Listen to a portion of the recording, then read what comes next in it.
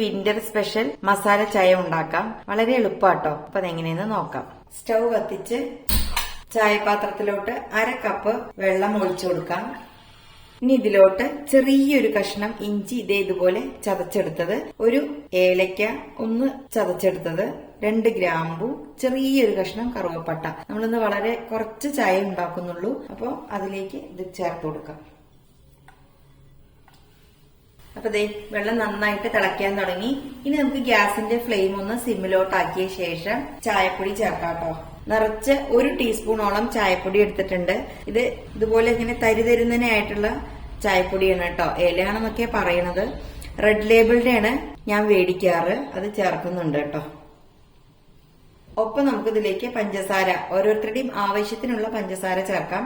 ഞാനിപ്പോ ഏകദേശം 1.5 ടീസ്പൂണോളം എടുത്തിട്ടുണ്ട്. അത് ഓരോരുത്തരും നോക്കി ചേർക്കുക കേട്ടോ. ചിലവര് തീരെ മധുരം കഴിക്കാത്തവരുണ്ടാവും. അപ്പൊ അതിനനുസരിച്ചിട്ടൊക്കെ ചേർക്കുക. ഇനി നമുക്ക് കുറച്ചു നേരം അടച്ചു വെക്കാം. ഒരു മീഡിയം ഫ്ലെയിമിൽ കുറച്ചു നേരം നമുക്ക് അടച്ചു വെക്കാം. നന്നായിട്ടൊന്ന് തിളക്കട്ടെ. നമ്മൾ ഈ ചായപ്പൊടി ചേർത്തി കഴിഞ്ഞാല്, അതായത് ഈ പിരിപിരി തന്നെയുള്ള ഈ ഇലയുണ്ടല്ലോ, അത് കുറച്ചു നേരം തിളപ്പിക്കണം. എങ്കിലാണ് അതിലേക്ക് ആ ടിക്കേഷൻ ശരിക്കും ഇറങ്ങി വരുള്ളൂ കേട്ടോ. സാധാരണ നോർമൽ ചായപ്പൊടി പോലെയല്ല. ഇതാവുമ്പോ കുറച്ചു നേരം തിളപ്പിക്കണം. എന്നാലാണ് ആ ടിക്കേഷൻ ശരിക്കും അതിന്ന് ഇറങ്ങി വരുള്ളൂ.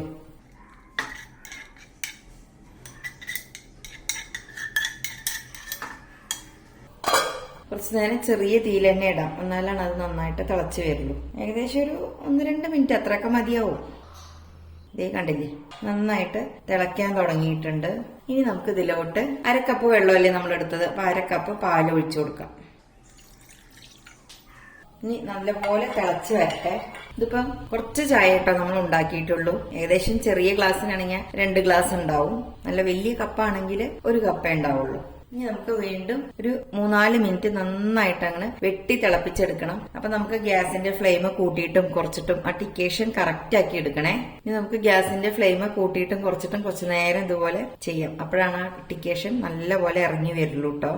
മസാല ചായ എന്ന് പറയുമ്പോണ്ടല്ലോ, ഇതുപോലെ അങ്ങനെ തിളപ്പിച്ചെടുക്കണം. അപ്പോഴാണ് ആ ശരിക്കും ആ ഒരു കറക്റ്റ് ടേസ്റ്റ് കിട്ടുള്ളൂ. നല്ലൊരു മണമൊക്കെ വരുന്നുണ്ട് കേട്ടോ.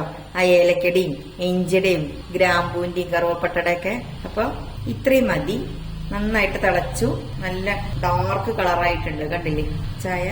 ഇനി നമുക്ക് ഗ്യാസ് ഓഫ് ചെയ്തിട്ട് ഇതൊരു അരിപ്പയിലോട്ട് അരിച്ചെടുക്കാം.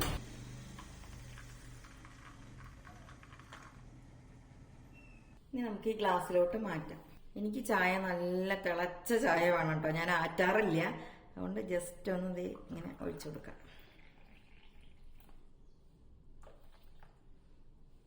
അപ്പൊ നല്ല മസാല ചായ റെഡിയായിരിക്കുകയാണ്.